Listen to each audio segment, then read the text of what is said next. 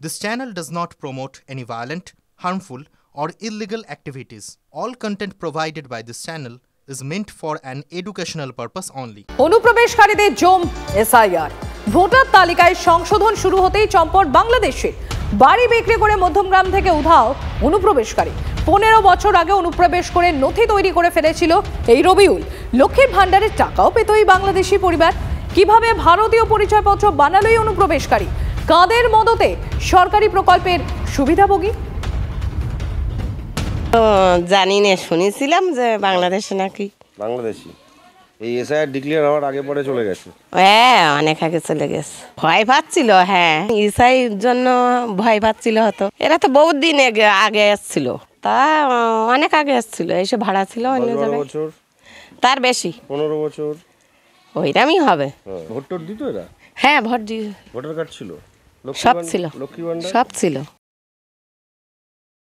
বিহারের যে এসআইআর শুরু হয়েছিল ওইটা নেটে দেখেছিল দেখার পরে ওরা আতঙ্কিত ছিল ওরা মনে করলো একটা মনে ভয় ঢুকে গেছে যদি আমাদেরকে বাংলাদেশে পাঠিয়ে দেয় তার জন্য ওরা জায়গা বিক্রি করে দিয়ে চলে গেছে ছিল এরা এখানে 10-12 বছর 10-12 বছর ভোট দিত হ্যাঁ ভোট দিত ভোটার কার্ডের নাম ছিল হ্যাঁ নাম ছিল লক্ষ্মী ভান্ডার ছিল মানে এইটা এখানে দিত তাহলে ওরা চলে গেল কেন ভয়ে আতঙ্কে গেছে অনেক দিন দিয়ে আছে 5-6 বছর ধরে ছিল যে লোকটার নাম কি ছিল রবুল মণ্ডল ছিল বাড়িতে কজন মেম্বার ছিল এরা মোটামুটি 8 জন ছিল 5 জন ছেলে পিলে ধরে 5 জন ছিল 5 জন 3টে ছেলে হ্যাঁ ভোটার কজন ছিল মানে 2 জন আচ্ছা বাচ্চা কি করতো লোহা ভাঙার ব্যবসা করতো এই যে আদৌ মানে বিহারে যখন শুরু হয়েছে সেই ভয়তে এরা একটা চিন্তা ভাবনা করে আর থাকবো না সেই ভাই চলে গেছে এসেছিলেন চোখের চিকিৎসা করাতে আর চোখের চিকিৎসা করাতে এসে এই দেশে পাকাপাকিভাবে বসবাস 20 বছর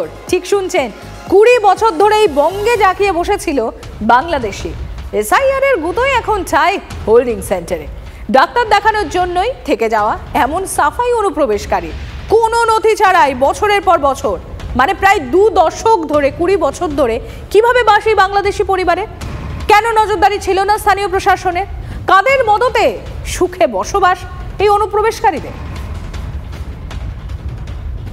দৃষ্টিহীন কবে এসেছিল ছেলে আমরা অনেক দিন এসেছি কতদিন 20 বছর 20 বছর ভারতে তাহলে তো আপনার ভোটার কার্ড আধার কার্ড আছে আমাদের কিছু নেই লক্ষ্মীর ভান্ডার কিচ্ছু নেই আমাদের কেন দেয়নি আমাদের ডকুমেন্টস না থাকলে কি করে দেবে ডকুমেন্টস না থাকলে লক্ষ্মী ভান্ডার আবার কে দেবে আপনার জন্ম কোথায় আমার জন্ম বাংলাদেশে আমার চোখের ডাক্তার দেখানোর জন্য এখানে আসা হয়েছিল 20 বছর ধরে আছেন বলছেন হ্যাঁ 20 বছর ধরে আপনার ছেলে রয়েছেন চোখের ডাক্তার দেখাতে আমরা এসেছিলাম ডাক্তার দেখাইছি এই ডাক্তার ওই ডাক্তার পাল্টাপাল্টি করে বয়তে 20 বছর লেগে গেছে হ্যাঁ তা সুরাইয়ার যেতে পারিনি বয়সে এখন বর্ডার খুলে দিয়েছে তাই বাড়ি যাচ্ছে 20 বছর ধরে এই ডাক্তার ও ডাক্তার হচ্ছে ডাক্তার দেখাইছে আর এই জায়গায় এমনি থাকছিল ওর বাবা কাজ করছিল কি কাজ করে ও যখন যা পায় জোগাড়ের কাজ রঙের কাজ জোগাড়ের রঙের কোথায় সেটা ডানকুনি আপনার ডানকুনিতে থাকতেন কি বাড়ি ভাড়া নাকি না বাড়ি থাকতাম এখানে 20 বছর আগে আসছিলেন কি করে সুরাইয়ার ছিল লোক যেরকম আছে আমরা এরকম ছিলাম দালাল ধরে হ্যাঁ 20 বছর তো নিশ্চয়ই অনেকবার বাংলাদেশ গেছে আমরা যাইনি কেন আত্মীয় স্বজন আছে তো আছে একবার গেছিলাম চলে এসেছিলাম কি করে গেলেন কি করে আসলেন ওইরকমই গেছি এসে আর বলতে পারছি দালাল ধরে বর্ডার পার করে আচ্ছা দিদি এখানে আপনার রেশন কার্ড হয়েছিল কোনো কার্ডই নেই আমাদের কেউ করে দেয়নি আবেদন করেছিলেন না আমরা কি করতে পারবো আমরা বাংলাদেশের লোক বাংলাদেশ ফিরত যাওয়ার কার্ড করে কি করবো অসুস্থ হলে হাসপাতালে যেতেন না হ্যাঁ হাসপাতাল তেমনি ওষুধ আনতাম কিনে খেতাম কি তখন আপনার ওখানে তো নাম লিখতে হতো তার নাম লিখছি অদ্ভুত দাবি 20 বছর ধরে বলছেন ভারতে রয়েছে ছেলের চোখের সমস্যার জন্য ডাক্তার দেখাতে এসেছিলেন নাকি 20 বছর ধরে এই ডাক্তার ওই ডাক্তার ঘুরেও ডাক্তার পাওয়া যায়নি ফলে এই দেশেই থেকে গিয়েছেন এবং তাদের দাবি তাদের কোনো ভারতীয় নাগরিকত্বের পরিচয় নেই এবং স্বরূপনগর সরগরম বাংলাদেশের স্বরূপনগরে হাকিমপুর সীমান্তে লাইন দিয়েছে পুশব্যাক শুরু হয়েছে কিন্তু এতে কি কারো রাতে ঘা লাগছে কারণ হাকিমপুরে বাংলাদেশিদের এই পুশব্যাকের খবর করতে গিয়ে আমরা আক্রান্ত মানে টিভি 9 বাংলা আক্রান্ত তবে বাংলাদেশিদের হাতে নয় কিন্তু রোয়াব দেখাতে আসরে কেউ বা কারা সত্যিটা সামনে আসছে দেখে কি কারো সমস্যা বাড়ছে বাংলাদেশ যাচ্ছেন তো বাংলাদেশ যাওয়ার জন্য এসেছি কেন শুনছি মানে দেশে এরকম হবে সবাই চলে যাচ্ছে বাংলাদেশের লোক কোনো থাকছে না ভারতে কবে এসেছিলেন 12 বছর আগে এসেছিলাম। ভারতে এসে 10 বছর। বছর আগে আসছিলেন কি করে? চুরাই এসেছিল লোক যেরকম আছে আমরা এরকম এসেছিলাম। তল্পি তল্পা নিয়ে ওরা তৈরি। অনুমতি ছাড়া ভারত সফরের পালা শেষ এই বাংলাদেশিদের। স্বরূপনগরের হাকিমপুর সীমান্তে পুশব্যাক চলছে, কিন্তু হোল্ডিং সেন্টারের সামনে এত হুজ্জুতি কিসের?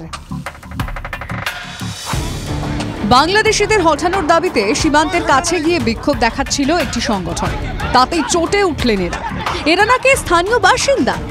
তা অনুপ্রবেশের জন্য কি দরদ উতলে উঠছে, নাকি টিভি9 বাংলার ক্যামেরার সামনে সত্যিগুলো ফাঁস হয়ে যাচ্ছে দেখে ভয়?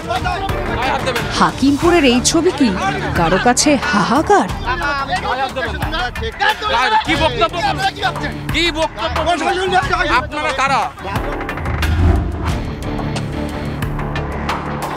কি রোয়াব, কি রোয়াব! কিন্তু এরা কারা? মুখে স্থানীয় বাসিন্দা বললেও কথার টানে কেমন যেন রাজনীতির গন্ধ।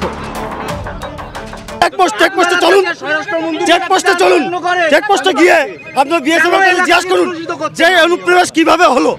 হামলাকারীরা কি অনুপ্রবেশকারীদের দালাল? হাতে ঘা লাগতেই গায়ে জ্বালা? ভোট ব্যাংকে টান পড়ার ভয় হামলা?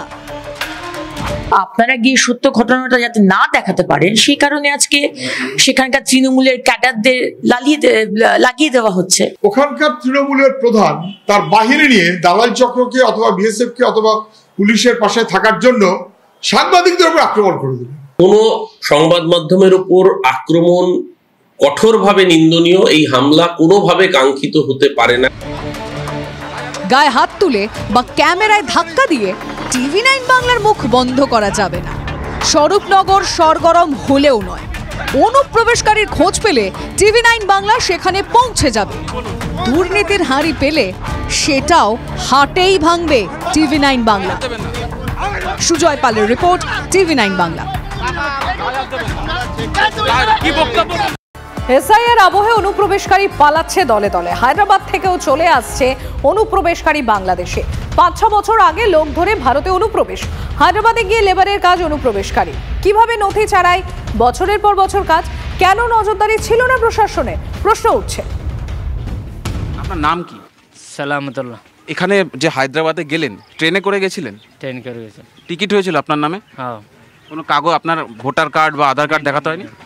वैसे हो ही ना। तो आया कैसे बांग्लादेश से? आया अभी आदमी आ रहा, उनका संगत आ गया। तो पैसा देना पड़ा ना? पैसा नहीं, कर्जा, गाड़ी का कर्जा दिया। गाड़ी में आया? गाड़ी में। तो बॉर्डर क्रॉस कैसे किया? बॉर्डर करे आदमियों का 2 बंदा आ रहे, वो बंदा का साथ आए हम। पैसा तो दिया ना? पैसा दिया नहीं। वोट दिया इधर हैदराबाद में? तो वोट दिया कभी? वोट दिया नहीं। तो डायरेक्ट हैदराबाद कैसे? डायरेक्ट हैदराबाद गए। एजेंट था कोई? एजेंट से परिचय हुआ था? हैदराबाद में उसको काम आपको किसने दिलाया? दिलाया नहीं, उधर मुसलमान है, वो उनको घर का लेबर का काम है, वो लेबर का काम किया, सीमेंट का काम। 5-6 साल होता। तो 5-6 साल में तो बांग्लादेश भी लौटे होंगे? एक बार भी नहीं गए? नहीं गए। बीवी बच्चे कहाँ पर? बीवी बच्चा इधर है। तो उन लोग के साथ वो तो हैदराबाद में ही था आपके साथ? जी हाँ, मेरा साथ है। अभी इधर का सरकार नहीं रह सकते, बाहर का आदमी हो बोल के हम चले जा रहे हो।